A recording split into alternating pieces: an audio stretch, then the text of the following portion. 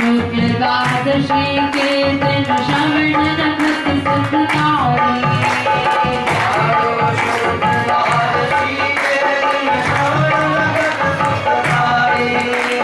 कश्यप अदिति मात पितृ जन प्रगट भये ब्रह्मचारी।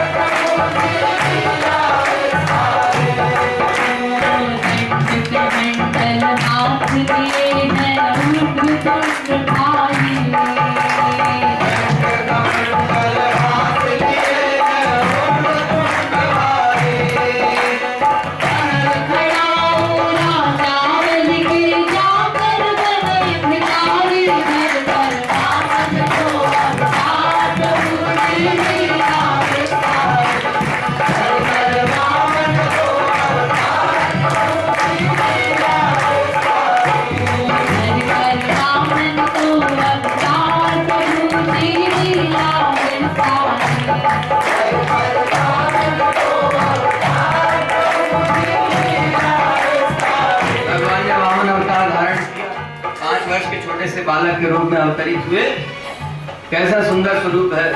वही श्याम वर्ण विग्रह, चरण के नीचे का भाग लाल रंग का रक्त वर्ण का जो कमल पुष्प है उसकी तरह। और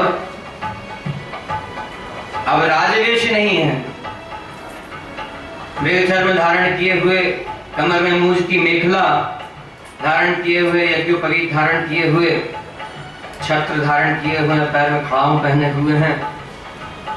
भिक्षुक का वेश बना करके भगवान प्रकट हुए और चल दिए वहां से राजा बलि के दरबार में, जहां राजा बलि यज्ञ कर रहे थे।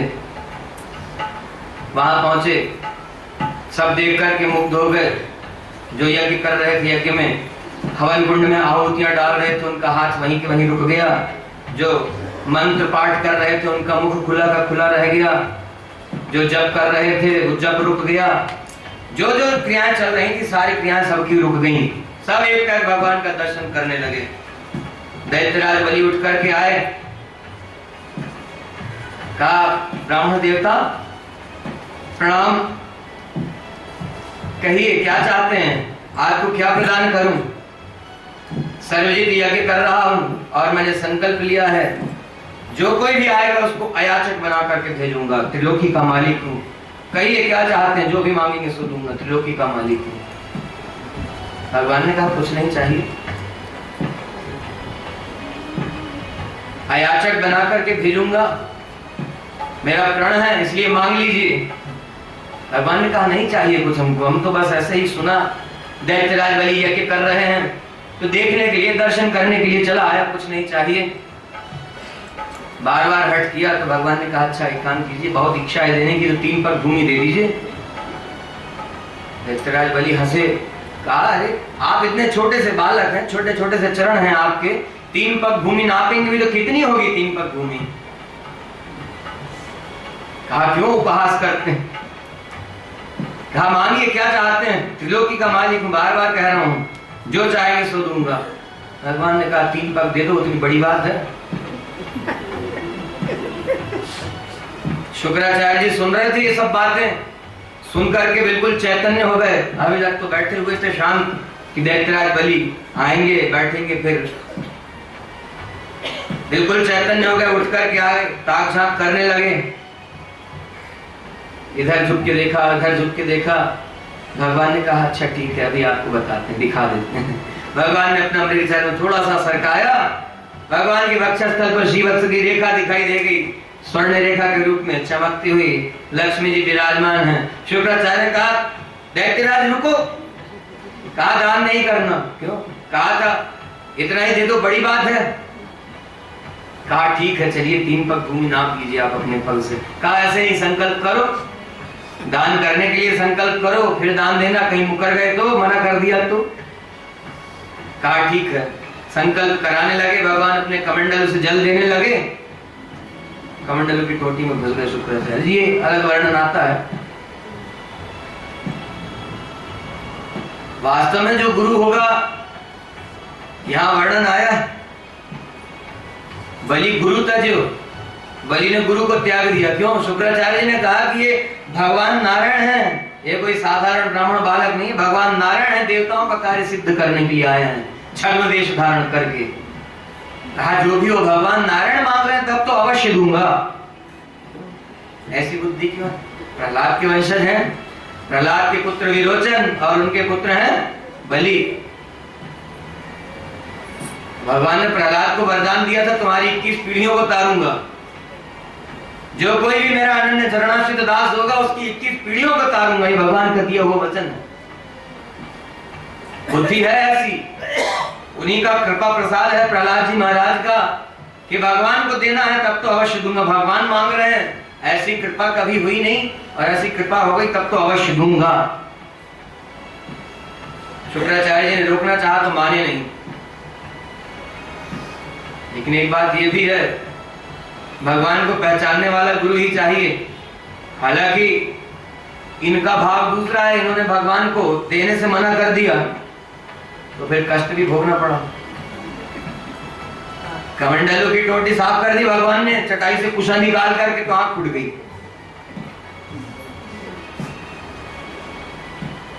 दैत्यराज बलि को मना किया, कहा नहीं देना, कहा भगवान मांग रहे हैं तो अवश्य दूंगा, कुछ भी हो। कहा सब कुछ खत्म हो जाएगा, समाप्त हो जाएगा, शाप दे दिया, श्री भ्रष्ट हो जाओगे। बोले जो भी होता हो भगवान मांग रहे हैं अवश्य दूंगा। ऐसा ही होना चाहिए। भगवान के लिए तो सब कुछ है, भगवान का ही तो है। यही तो बात है, कहा त्रिलोकी का मालिक हूं। संकल्प करा के भगवान ने तुरंत ही त्रिविक्रम रूप धारण किया। वामन से भगवान त्रिविक्रम हो गए। तीनों लोगों का अतिक्रमण कर लिया भगवान ने। एक पग से नीचे के सारे लोग नाप लिए, दूसरे पग से ऊपर के सारे लोग नाप लिए। तीनों लोगों का अतिक्रमण किया, इसलिए भगवान का नाम त्रिविक्रम। त्रिविक्रम रूप धारण किया भगवान ने।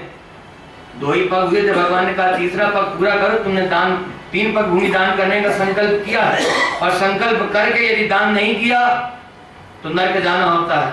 वरुण पास में बांध दिया, कहा नरक जाओ। तुरंत प्रहलाद जी आ गए, भगवान के चरणों में साष्टांग प्रणाम किया, बलि को समझाया मूर्ख, यह सब कुछ चर अचर जो कुछ देख रहे हो यह सब कुछ भगवान का है। त्रिलोकी के मालिक भगवान है, तुम नहीं हो।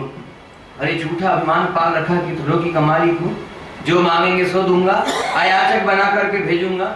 अयाचक मतलब, याचक मतलब मांगने वाला, अयाचक नहीं मांगने वाला। अब कभी मांगने की जरूरत नहीं पड़ेगी, ऐसा बना दूंगा, इतना दान दूंगा। ऐसे ही है ना, हम लोग भी ऐसे ही कपटी हैं। भगवान को थोड़ा सा भोग लगाते हैं। ये कहीं कहीं शिकायत मिलती है, 4 दाने मिश्री के भगवान को रख दिए, 10 दिन तक भोग लगते हैं। इलायची के दाने रख दिए और तीर्थ यात्रा करने चले गए। घर के भगवान की 10 दिन तक 4 इलायची के दाने पा रहे हैं और ये तीर्थ यात्रा कर रहे हैं। क्या मिलेगा? जो पाप सवार होगा उसका फल कौन भोगेगा? घर के भगवान में निष्ठा नहीं, घर के भगवान में प्रेम नहीं, साक्षात विराजे हुए अर्चा विद्या स्वरूप में उनकी सेवा का भाव नहीं, तीर्थ यात्रा करने गए। और नहीं तो पर्यटन के लिए गए, टूरिज्म के लिए, घूमने के लिए, एंटरटेनमेंट के लिए। एंटरटेनमेंट के लिए भगवान को छोड़ देते हैं। गलत बात है। प्रहलाद जी ने समझाया भगवान का सब कुछ है और तुम कह रहे हो कि त्रिलोकी का मालिक हूं, अयाचक बना दूंगा। भगवान का ही भगवान को दोगे तो कौन सा बड़ा काम करोगे? क्या दिया? भगवान का दिया तो सब कुछ है, क्या दोगे भगवान को? कहा जब तक आत्मसमर्पण नहीं किया तब तक ऐसे हजारों करोड़ों त्रिलोकी दान करते रहो, देने का मतलब नहीं, सब कुछ देना व्यर्थ है। जब तक आत्मदान नहीं किया, जब तक आत्मसमर्पण नहीं किया। प्रहलाद जी के समझाने से दैत्यराज बलि ने भगवान के चरणों में साष्टांग प्रणाम किया। कहा दास के मस्तक पर, दास के सिर पर अपना तीसरा पग रखिए और पूरा कीजिए। भगवान ने वैसा ही किया। अब सारे बंधन खुल गए। भगवान अब कहना वरदान मांगो। इसलिए ये ध्यान रहे, कभी दान देना हो तो भगवान की आज्ञा मान करके भगवान की सेवा समझ करके, भगवान की प्रसन्नता के लिए योग्य व्यक्ति को दान दिया जाए, जिसको जरूरत हो, जिसको आवश्यकता हो, जिसकी जीविका कुछ देने से ही चलती, उसको दिया जाए। ऐसे बहुत लोग हैं जो मांग मांग करके पता नहीं क्या क्या कर रहे हैं। योग्य व्यक्ति को दान दिया जाए भगवान की प्रसन्नता के लिए, भगवान की सेवा मान करके, क्योंकि वह बेचारा ऐसा व्यक्ति जो अपंग है, जो लूला लंगड़ा है, जो शरीर से कुछ कर नहीं सकता, जो बुद्धि से कुछ कर नहीं सकता, बुद्धि से अपंग है, या भगवान ने जिसको अधिकार दिया हुआ, वह अधिकारी, उसका काम उसी से चलना, उसकी जीविका उसी से चलनी, तो ऐसे व्यक्ति को दिया जाए। अनुचित अधिकारी को दान दिया जाएगा तो उसके द्वारा जो पाप कर्म होता है, क्योंकि कुछ लोग ऐसा भी कहा करते हैं कि दान देने वाले ने दान दे दिया, ये उसकी अपनी भावना थी, लेने वाला लेकर के जो भी करे, लेकर के पाप कर्म करेगा तो उसमें सहयोग तो हो ही रहा है। पाप कर्म करने वाले अधिकारी को कुछ दिया गया और उससे जुआ खेलता है, मदिरापान करता है, भक्ष भक्षण करता है, तो उसका पाप का भागी होना पड़ेगा, उसका कुछ अंश तो मिलेगा ही, भोगना तो पड़ेगा ही। इसलिए योग्य व्यक्ति को दान दिया जाए। अब आज के समय में ये निर्णय करना बड़ा कठिन है कि योग्य व्यक्ति है कौन, फिर भी भगवान ने बुद्धि विवेक तो दिया ही है, इससे विचार करके करना चाहिए। और भगवान को कुछ अर्पण करने का संकल्प ना करे। संकल्प करना, प्रण करना मतलब फिर उसको पूरा करना पड़ेगा। और हम प्रण कर लिया करते हैं कि जिस दिन कमाने लगेंगे उस दिन इतना भेंट करेंगे, इतना चढ़ाएंगे, इतना प्रसाद देंगे, इतना लोगों को भंडारा करवाएंगे, और कदाचित नहीं कर पाए तो संकल्प किया है, प्रण किया है तो पूरा तो करना पड़ेगा। इसलिए भगवान ने क्या व्यवस्था बनाई कि हमारी प्रसन्नता के लिए, हमारी आज्ञा से दान कर्म करो, योग्य व्यक्ति को दो। भगवान के मंदिर में भी चढ़ाया जाए तो उसमें संकल्प करने की आवश्यकता नहीं है, क्योंकि संकल्प जितना किया तो शुद्धता पूर्वक देना पड़ेगा। उसमें जो वस्तु चढ़ाई जा रही, जो अर्पण की जा रही, वो वह शुद्ध होना चाहिए, आधार शुद्ध होना चाहिए, भाव शुद्ध होना चाहिए, सबकी शुद्धता आवश्यक है, और ऐसी शुद्धता है नहीं है। अन्न भगवान के मंदिर में देना है, शुद्ध नहीं है तो मन शुद्ध नहीं है, भाव शुद्ध नहीं है। भगवान के लिए बाजार में कुछ वस्तु लेने के लिए जाते हैं, वस्त्र लेना है भगवान के लिए, दुकानदार को जाकर कहते हैं भगवान के लिए कपड़े दिखा, तो वो निकाल के दिखाता है जो अपने को छूने में भी गड़ेगा, है कि नहीं? ऐसा चमकदार तार वाला जो अपने को पहनने में नहीं सुहाता। अपने को क्या चाहिए? गर्मी के समय में मलमल का कुर्ता होना चाहिए, मुलायम से मुलायम कॉटन की, बिल्कुल 100% फाइन कॉटन की शर्ट चाहिए, कुर्ता चाहिए, ऐसी साड़ी चाहिए जो पहनने में अच्छी लगे गर्मी के समय में। और भगवान को सितारे जड़ा हुआ, तार जड़ा हुआ पहनाएंगे गर्मी में तो अच्छा लगेगा? लगेगा? अपने को नहीं लगता तो फिर भगवान को क्यों लगेगा? लेकिन भगवान तो ऐसे दयालु है कि प्रेम से अर्पण किया है यदि तो। लेकिन इसका मतलब ये नहीं कि चाहे जो कुछ भगवान को भेंट किया जाए, भगवान को धारण कराया जाए। अपनी शक्ति अनुसार, अपने सामर्थ्य अनुसार जितना कर सकते हैं उस अनुसार भगवान के लिए अच्छे से अच्छा करना चाहिए। अपने को पाने में तीखा अच्छा लगता है तो भगवान को तीखा पवा दे, ऐसा नहीं। अपने को खूब मीठा पसंद है, भगवान को मीठा जितना अच्छा लगे उतना पाना चाहिए और पवाना चाहिए। और ज्यादा मीठा पाएंगे, भगवान को नहीं पवाएंगे तो फिर नारायण भगवान की जय। भगवान के प्रति सेवा भाव ऐसा ही हो जैसे बच्चे के लिए करते हैं। भगवान घर में बाल स्वरूप में है ना, क्या बोलते हैं भगवान को? लाल जी, लाला। ये तो प्रेम भाव वाली सेवा है। तो जैसे बच्चे का लाड़ दुलार करते हैं, जैसे बच्चे को प्रेम करते हैं, वैसे भगवान के लिए होना चाहिए, इससे बढ़कर के होना चाहिए। इसलिए भगवान के लिए कुछ लेने में संकल्प ना कीजिए, क्योंकि यदि संकल्प करते करते ये कर लिया कि जो सबसे अच्छा होगा वो हम भगवान को भेंट करेंगे, भगवान को अर्पण करेंगे, और नहीं कर पाए तो फिर दंड भोगना पड़ेगा। इसलिए प्रेम पूर्वक कीजिए ना अर्पण। फिर भगवान को एक सूखा पत्ता भी चढ़ाएंगे तो भगवान कमल पुष्प की माला मान करके स्वीकार कर लेंगे। भगवान को द्रौपदी के प्रसंग में आता है ना, साड़ी का टुकड़ा फाड़ करके उंगली में बांधा था भगवान के। ये तो बात है कहने की, लेकिन भगवान साड़ी का टुकड़ा फाड़ करके ही भगवान द्रौपदी को वस्त्र देते हैं। ये महात्माओं का विचार है, सबका मत है कि भगवान को थोड़ा सा वस्त्र दान करो, तुम्हें भगवान वस्त्र का भंडार देंगे। भगवान को थोड़ा सा अन्न दान किया, थोड़ा सा मीठा चढ़ाया भगवान को, भगवान अखंड देंगे, अक्षय देंगे। अब ये सब बातें कर करके भरमाते हैं।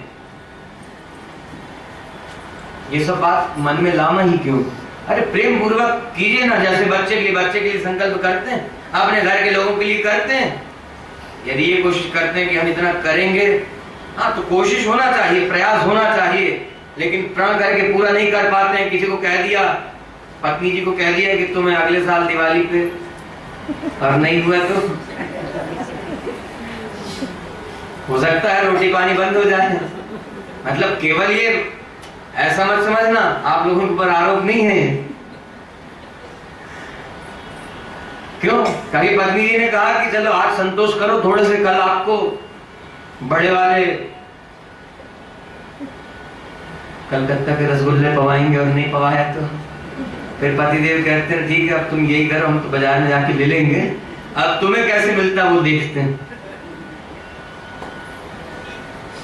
कहने का मतलब कि भगवान को प्रेम पूर्वक जो भी अर्पण करेंगे, भगवान उसको प्रयत्न करके स्वीकार करते हैं। भगवान ने स्वयं कहा है, यो में भक्त्या प्रयच्छति, भक्ति पूर्वक प्रेम पूर्वक जो मुझे अर्पण करता है, तदा हम भक्ति परितम अश्नामि प्रयतात्मना, प्रयत्न करके उसको स्वीकार करता हूं। इसलिए भगवान की प्रसन्नता के लिए भगवान की सेवा हो, भगवान की प्रसन्नता के लिए भगवान के दासों की सेवा हो। दान दिया जाए तो भगवान की आज्ञा मान करके, भगवान की सेवा मान करके, भगवान की प्रसन्नता के लिए योग्य व्यक्ति को दिया जाए। प्रहलाद जी ने समझाया था तो वैसा ही किया। अब भगवान की चरण शरण हो गए, आत्मसमर्पण कर दिया।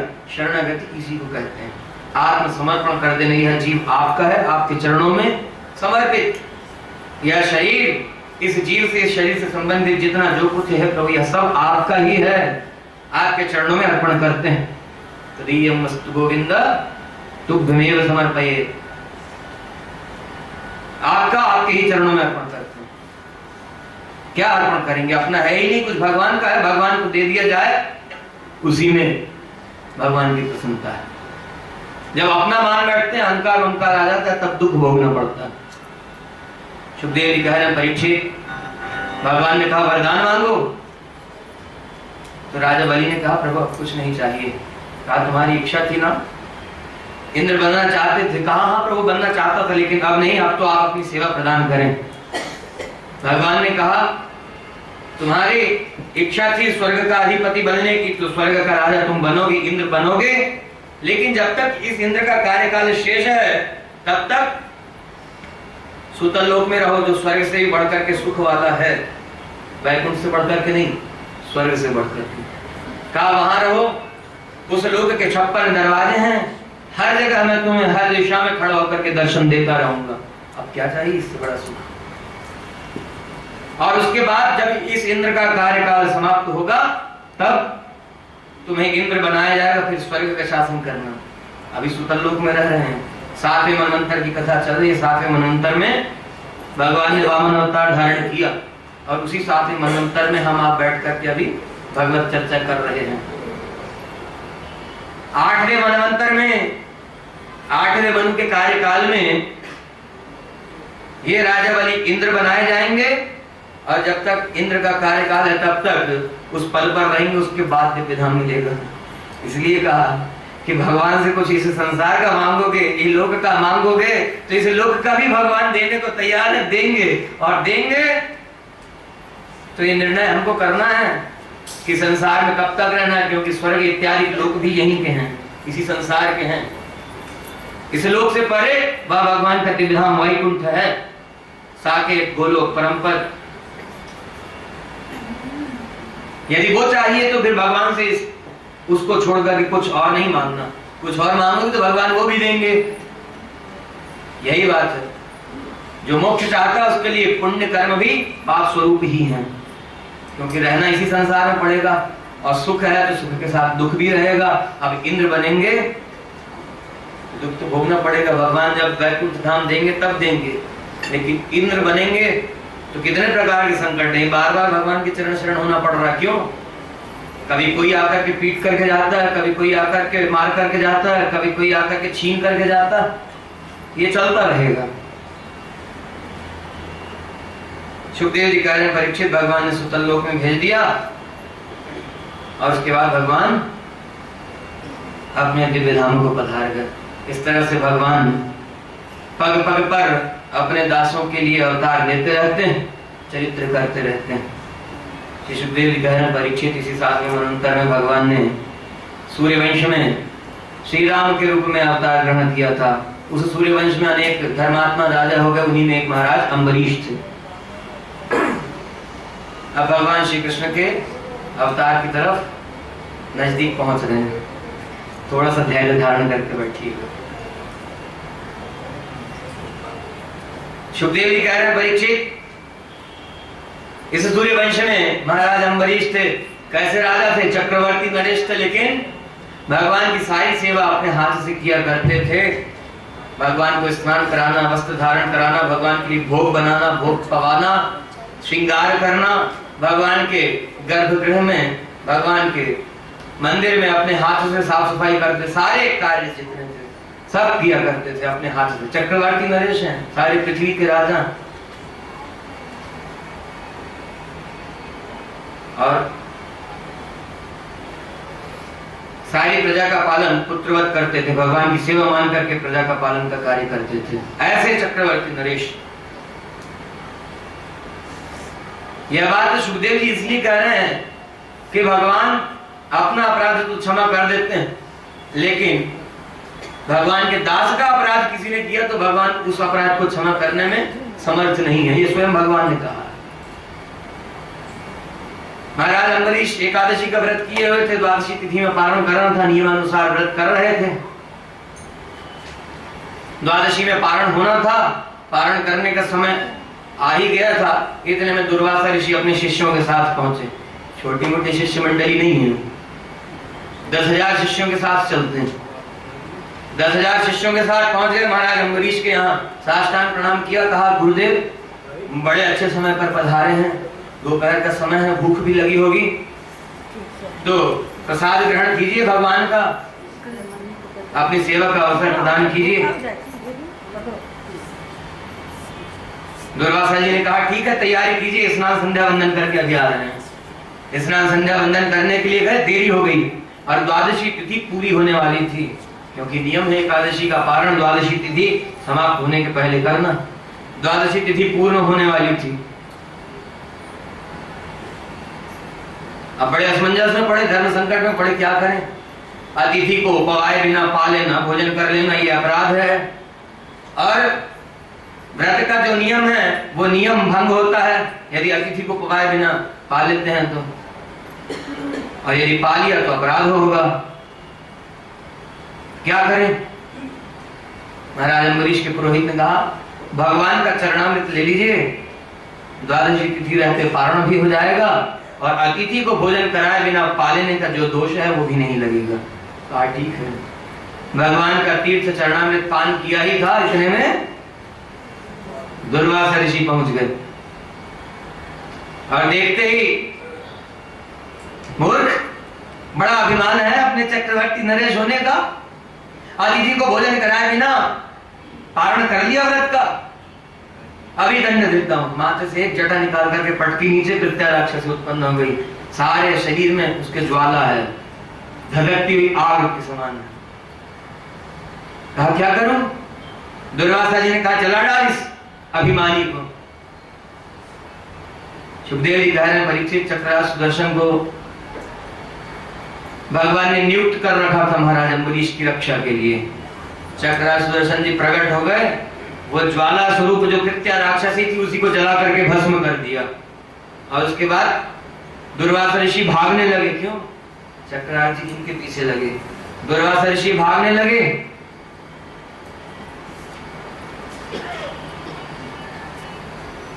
शंकर जी के पास गए, ब्रह्मा जी के पास गए, सब बड़े बड़े देवताओं के पास गए। ब्रह्मा जी के पास गए, ब्रह्मा जी ने कह दिया मैं रक्षा नहीं कर सकता, भगवान के दास का अपराध करके आया हूं, मैं कैसे रक्षा करूं? शंकर जी के पास गए, शंकर जी ने कहा वयम न तात प्रभवाम भूमि यस्मिन् परण्य प्रजीव कोशा। हे दुर्वासा जी, मैं रक्षा नहीं कर सकता। और अभी ब्रह्मा जी के पास होकर के आए हैं ना, वो भी नहीं कर सके, नहीं कर सकते। उनके जैसे ब्रह्मा जी हजारों की संख्या में और मेरे जैसे कई शंकर हजारों की संख्या में भगवान के अनंत अनंत ब्रह्मांडों में चक्कर लगाते रहते हैं। हमारे जैसे अनंत अनंत शंकर ब्रह्मा चक्कर लगाते रहते हैं भगवान के अनंत ब्रह्मांडों में। और उन्हीं भगवान का, जिन भगवान के ब्रह्मांडों में हमारे जैसे कई शंकर ब्रह्मा चक्कर लगाते हैं, उन्हीं भगवान के दास का अपराध करके आए हो तो जाओ, जिसका अपराध किया उन्हीं की चरण शरण में जाओ तो अपराध क्षमा होगा। सहस्रशो यत्र वयम भ्रमामः, हजारों हजार हमारे जैसे शंकर और ब्रह्मा चक्कर लगाते रहते हैं। भ्रमामः, जिसका अपराध किया उसी की चरण शरण में जाओ।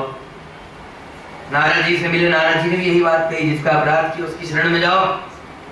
भागते हुए पहुंचे महाराज अम्बरीश के पास। सुखदेव जी कह रहे हैं 1 वर्ष बीत गया, महाराज अम्बरीश वैसे ही खड़े हैं दुर्वासा ऋषि की प्रतीक्षा करते हुए, और इनको भागते भागते चक्कर लगाते लगाते 1 वर्ष बीत गया। भागते हुए आए, महाराज अम्बरीश के चरणों में गिरे, कहा क्षमा कर दो। महाराज अम्बरीश कहने लगे अरे गुरुदेव ये क्या कर रहे हैं? अरे मैं अपराध का भागी होऊंगा, ये क्या किया आपने? मुझे क्षमा कर दीजिए, अपराध हो गया। उठाया पकड़ करके। दुर्वासा ऋषि बोले अरे ये सब बात बाद में करना, पहले इन चक्रासुर सुदर्शन जी को, ये जो भगवान के बड़े दुर्धर शस्त्र हैं, इनको शांत करो, मैं चल रहा हूं। चक्रासुर सुदर्शन जी चाहते तो उसी समय जला नहीं डालते, कृत्या राक्षसी को उसी समय जला दिया, लेकिन शिक्षा देनी है ना, सारे लोकांतरों का चक्कर लगवा दिया। सब जगह घूमकर क्या है, शंकर जी ने मना कर दिया, ब्रह्मा ने मना कर दिया, इंद्र ने मना कर दिया, हम लोग रक्षा नहीं कर सकते, हम सबकी रक्षा तो वही भगवान नारायण किया करते हैं। जब जब संकट आता है तो उन्हीं की चरण शरण में जाते हैं, और हमारी प्रार्थना पर अवतार ले करके कष्ट उठा करके हमारा कष्ट दूर किया करते हैं।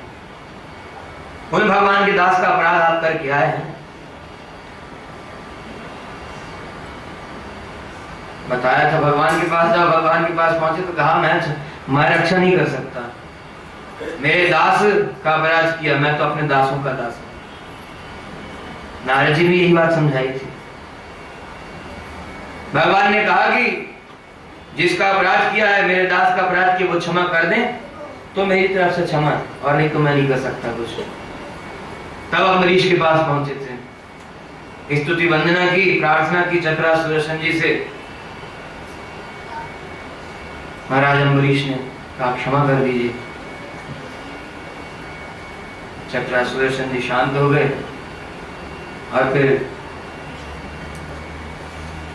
भगवान के चरित्रों का स्मरण करते हुए, भगवान के इस स्वभाव का